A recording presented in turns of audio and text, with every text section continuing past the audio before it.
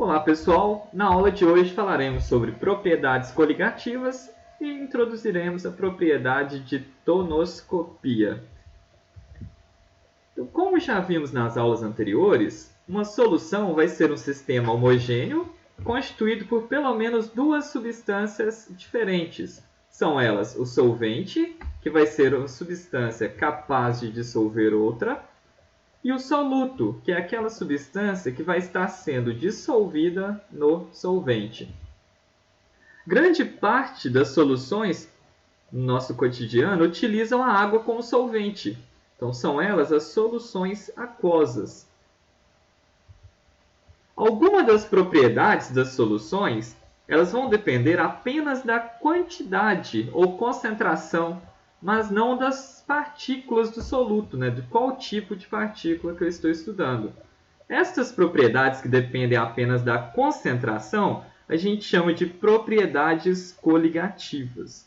Então, por exemplo, a água pura, ela congela-se em torno de 0 graus Celsius.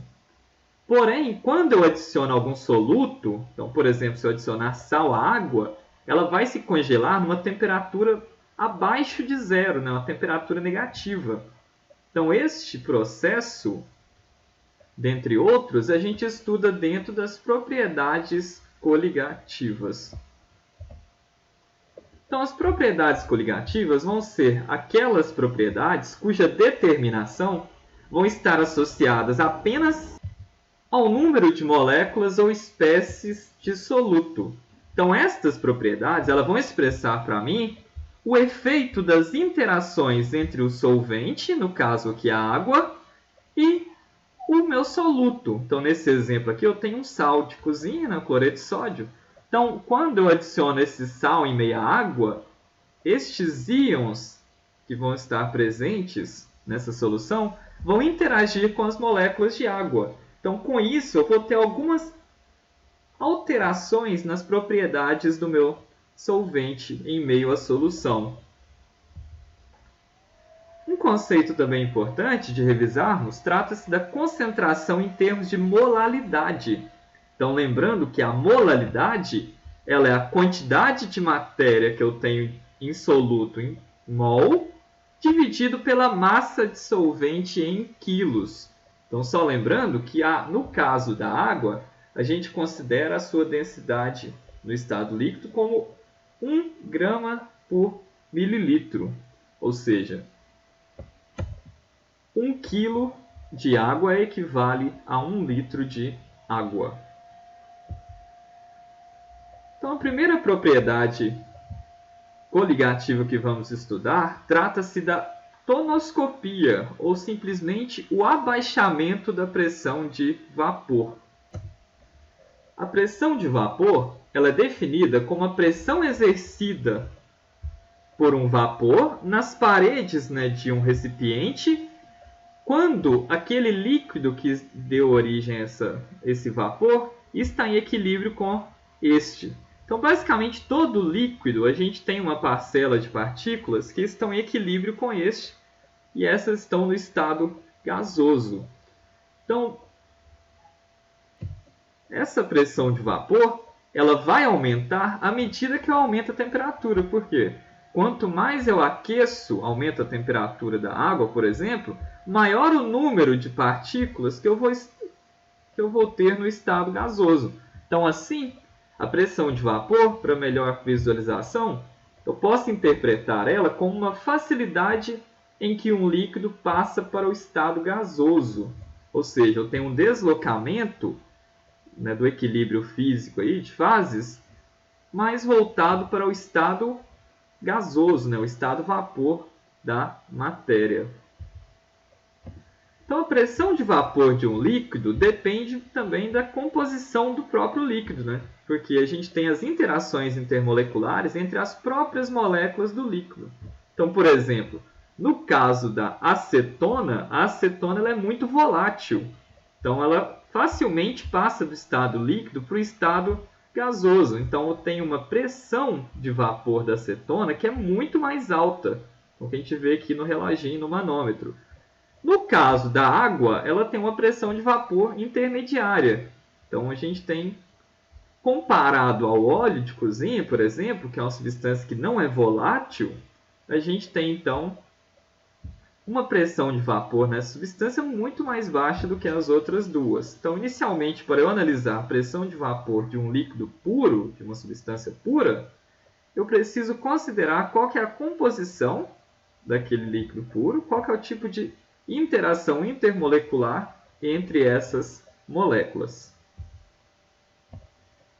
Mas qual que é o efeito quando eu adiciono um soluto não volátil? Então, por exemplo, quando eu adiciono em meio a um líquido puro, que possui uma pressão de vapor bem definida, até alta, se eu adicionar aqui em meio um soluto não volátil, por exemplo, sal de cozinha, então estas partículas do sal, elas vão então interagir com as moléculas de água e vai diminuir essa facilidade com que as moléculas de água escapam aqui do líquido e passem para o vapor.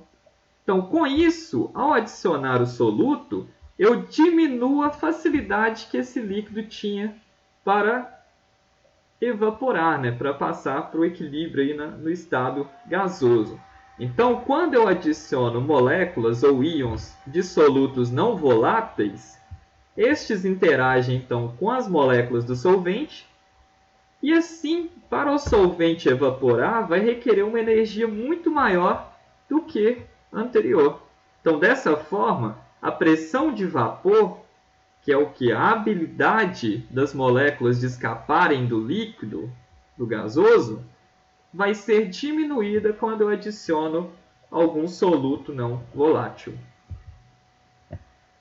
Essa diminuição ela pode ser aí equacionada pela lei de Rho. Então, essa fórmulazinha aqui é só para interpretação. Então, a pressão de vapor da minha solução vai ser igual à quantidade, né, a concentração em termos de fração molar do meu solvente vezes a pressão de vapor do meu solvente. Ou seja, quanto menor a concentração do meu solvente, traduzindo isso, quanto mais eu adiciono soluto no meu sistema, maior vai ser a diminuição na pressão de vapor minha.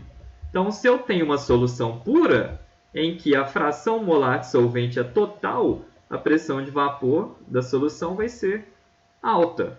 Agora, se eu tenho uma quantidade de solvente baixa, ou seja, por exemplo, adicionei muito sal à minha solução, essa pressão de vapor aqui da solução vai lá embaixo, porque o X solvente aqui vai ser baixo. Então, assim, a pressão de vapor do solvente em uma solução vai ser sempre menor do que aquela pressão de vapor do líquido puro. Agora, em termos de gráfico, para a gente entender um pouquinho melhor isso. Então, quando eu tenho em uma mesma temperatura dois líquidos diferentes, quando eu extrapolo uma reta aqui na mesma temperatura, no caso aqui 78,3, eu noto que a água ela tem uma pressão de vapor muito mais baixa, por exemplo, do que o do álcool. A gente vê aqui pelos gráficos, né, de pressão de vapor versus temperatura, que são essas curvas que eu estou destacando aqui.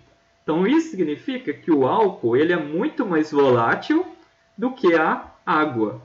Agora, no caso de uma solução, o que a gente observa? A água pura, representada por essa curva aqui, ela possui uma pressão de vapor muito mais alta do que a solução em uma mesma temperatura, que eu tracejei aqui de azul. Por quê? A solução, como a gente tem então maior interação intermolecular associada a essa interação soluto-solvente, então preciso de muito mais energia para que eu consiga então passar, né, uma quantidade maior de moléculas do estado líquido para o estado gasoso no solvente.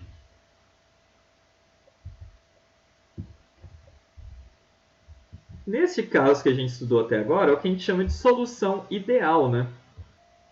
Então, por hoje é estudo, pessoal, e até a próxima aula.